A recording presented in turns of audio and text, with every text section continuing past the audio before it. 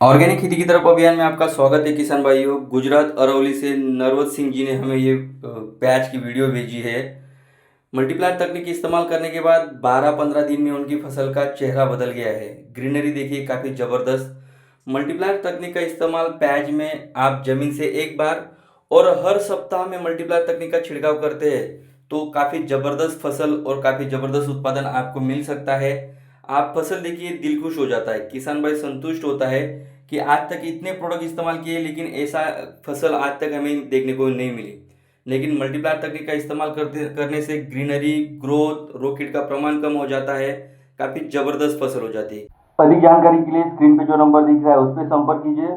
और दोस्तों अभी हम गुजरात से किसान भाई की आवाज़ में वो वीडियो आगे सुनते हैं कि किसान भाई अपनी भाषा में क्या कह रहे हैं उनकी प्याज की फसल के बाबत। आगे देखते हैं दोस्तों।